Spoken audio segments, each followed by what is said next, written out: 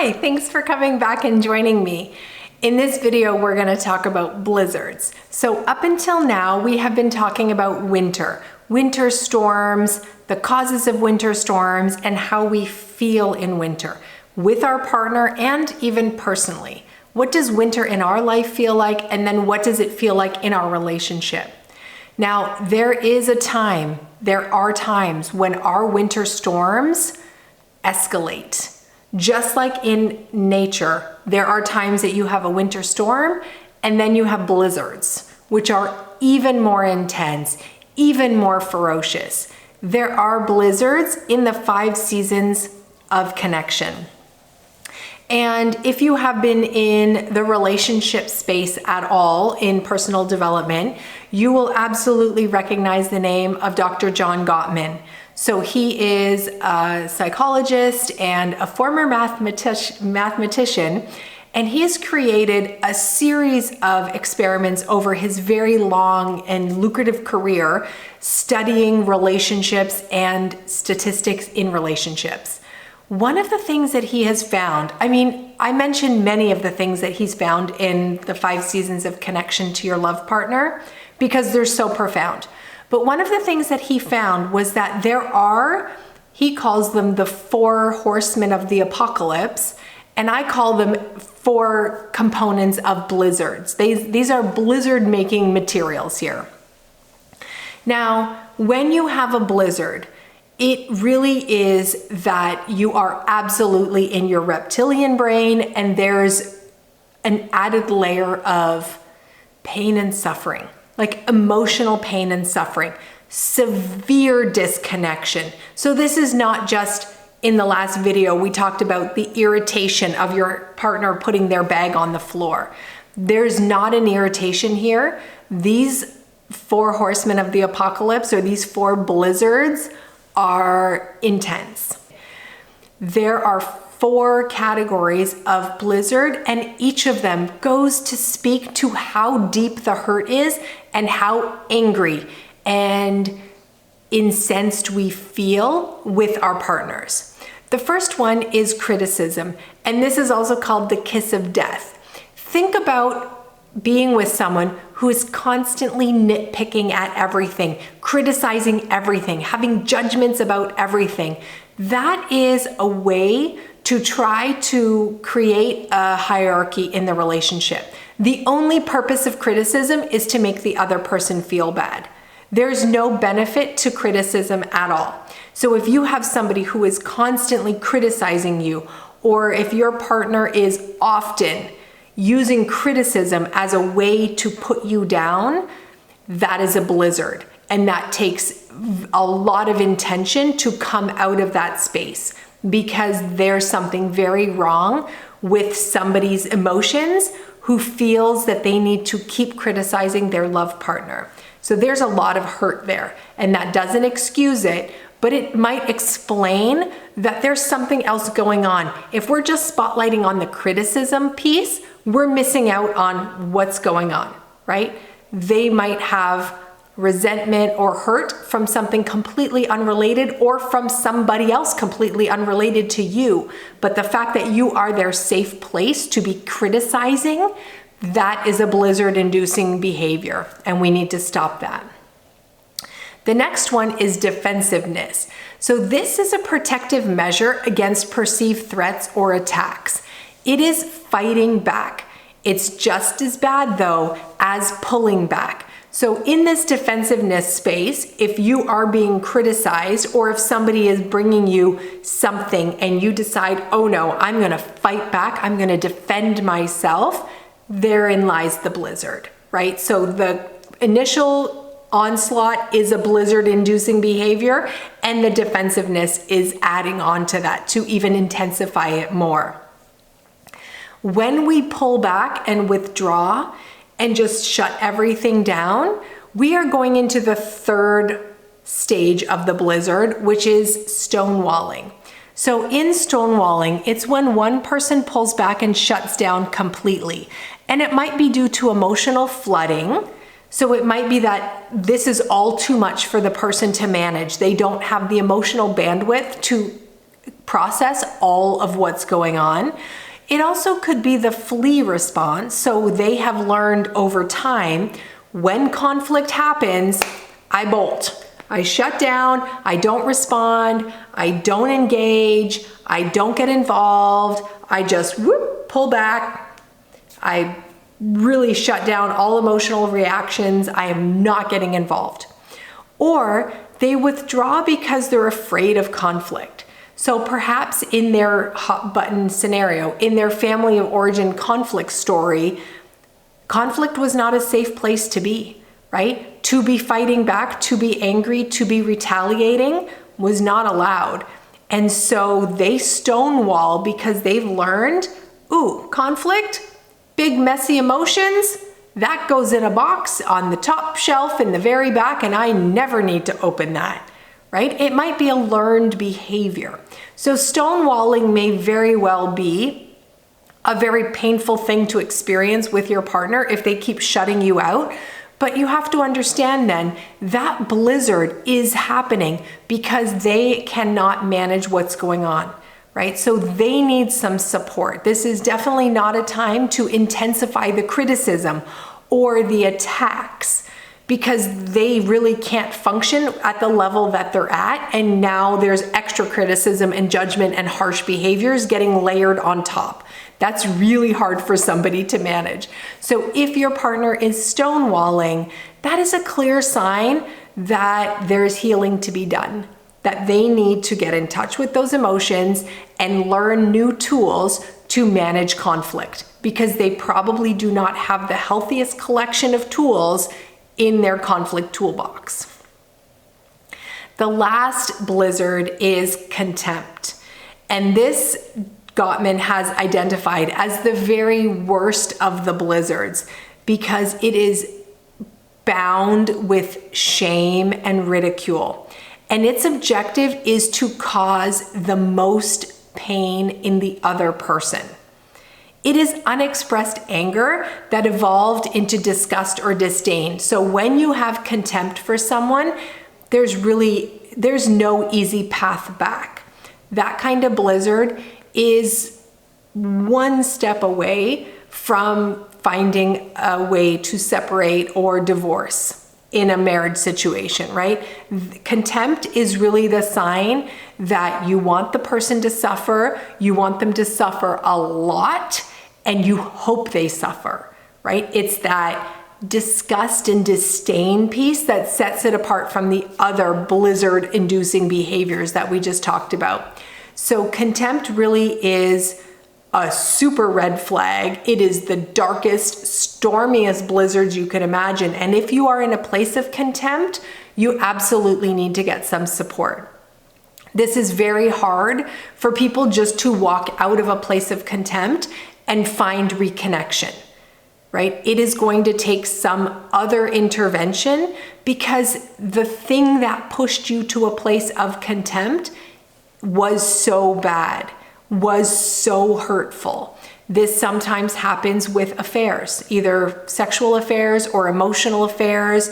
This happens when somebody takes, a family's life savings and, gambles it away or, does something that hurts the whole family, but they do it in somewhat of a self-driven reason and it hurts other people. Contempt lives there, right? Where there is such a disconnect in the teamwork, in the partnership, that the other person cannot even stand to look at their partner. So in that case, please absolutely get this professional support that you're looking for. Now, when you're in a blizzard, you cannot do anything. That is like going out into an actual blizzard with a shovel and some bag of seeds and wanting to plant a new garden. It's not going to happen. So here are some questions you can ask after the blizzard is past. Do you even want to be in this relationship? Can you imagine a time in the future when you will feel love and affection for this person again? Are you ready to take responsibility for your role and do things differently next time? And do you need professional help to move forward? Blizzards are a terrifying place to be when you are in a love relationship, because this person who you have promised to love and who has promised to love you back is now the source of emotions that you never expected to feel, right?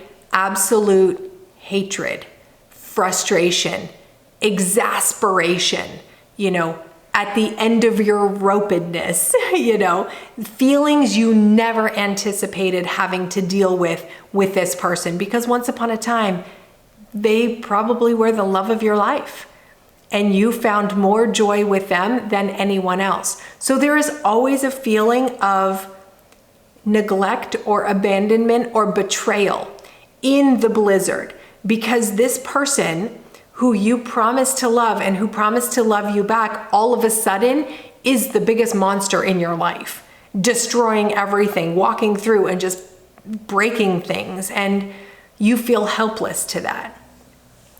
But you're not helpless. And if your partner is open to conversation, when you are not in the blizzard, when you are not in the throes of the stormiest storms, it would be a really good time for you to sit down and say, I think we've got some things to talk about, right? I want to be with you. Do you feel the same way? Can you find a time in your memory that brings you joy and happiness? And do you believe we can get to that place again, right? If your partner is like, you know what, actually, I can't see us ever getting back, then you need to find some professional help. I would say a therapist or a counselor would be a perfect person to step in at this point and tease out some of those very hurtful memories or the behaviors that led to such deep levels of disconnection. But if your partner says, you know what, I'm not there now, but I'm open, I'm flexible, I'm willing to give this a shot, then the activities that are coming up in spring will hopefully pull apart all of that debris that fell, all of those damaging branches that collapsed from the trees in the storms, and help you clear them away so you can really plant the garden of your dreams to grow the relationship of your dreams. Because winter is there not just to hurt us, not just to freeze us out, not just to isolate us, but it really is there to show us what needs to be worked on. And if you are having conflict with your partner over and over and over in the same ways, you need to heal something. There's something there to fix. There's something there to pay attention to. There is something there that keeps slipping from each other, and you need to get together and say, how are we going to solve this? How are we going to get to as close to a win-win as we can? Now, as Gottman is the relationship guru of the world, he will say 69% of conflict never goes away. It's called perpetual conflict. And he has studied this to a scientific certainty that there are conflicts in our life that we will always have. If you are fighting about this today, you will be fighting about it again in 30 years. It's perpetual conflict. So instead of going back into the bowels of winter and going into blizzards over these kinds of things, when you break down all of your hot buttons, when you get really a good handle on your winter storms, you can say, you know what, actually, that sounds like an unsolvable. So let's come up with a plan. When the unsolvable happens to us, we know how to get around it. We might not get through it. We might not, we don't want to go under it. We want to go around it. How do we do that? Holding hands side by side without hurting each other. But there will be solvable conflicts, right? Small things, big things, solvable. Those are where you start. Let's talk about the solvables. Right? Let's talk about what winter is for us and what are the solvable things that we can do. I cannot have your bag on the floor one more day. I clean a lot. And to come around the corner and see your bag and your shoes just thrown on the floor, and I can't. But I've made a space for you in the closet. If you can put your shoes here and your bag here, I would be really grateful and I would feel better. And I would be very appreciative of the extra effort that you needed to take to do this. I didn't realize it was a problem. I'm so sorry. I didn't even think about it, and I can absolutely put it in the closet. It's 3 steps, and it would show you that I do respect you and I do appreciate how hard you work around the house. Done. Look at that. It was solvable. Now, not every conflict is solvable, but let's solve the solvables and find a way to manage the unsolvables. So, what have we learned in Module 1 in winter? We have learned what winter is for you and what winter is for your partner. We have identified your hot button issues, and we dug into how they got formed back in your family of origin. We learned about how we react when those buttons are pushed. Who do we become when we are in our reptilian brain? And what did we learn about conflict? What does our family of origin teach us still about managing conflict? If they were deniers of conflict, then they taught me to run away. If they were fighters and very engaged and raging and angry people, maybe they taught me how to fight, or maybe they taught me how to freeze. I don't know. I don't know your family of origin story, but this is what this helps you understand, is you get to understand your story. So when you come to a conflict with your partner, you know everything that has contributed to who you are in winter. And the last thing we understood in Module 1 is, what is our default blizzard behavior? How does that show up? You know, if we do run away, if we do freeze or flee, if that is our natural response from our learned experiences, are we stonewalling when we get into conflict with our partner, right? Do we then shut down and just close everything? Maybe, right? Or maybe we've been stonewalling our whole lives and we just erupt and we can't take it anymore, right? What does a blizzard mean for you? And then what do you have to do in your relationship to stop the blizzards from becoming more common? Because if you are living in a place of criticism, a place of stonewalling, a place of contempt, that is not a healthy place to be. Your relationship cannot survive. That's why Siberia is such a joke all the time, because they have like 6 days of summer. You know, I mean, it is perpetual winter. It is harsh. It is cold. It is frigid. It is brutal winter. And you don't want that for your relationship. You actually want to get to summer.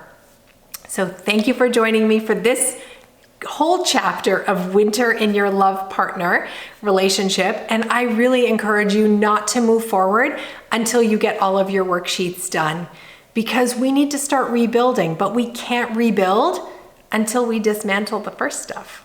So let's keep dismantling, and I will see you in spring. Take care.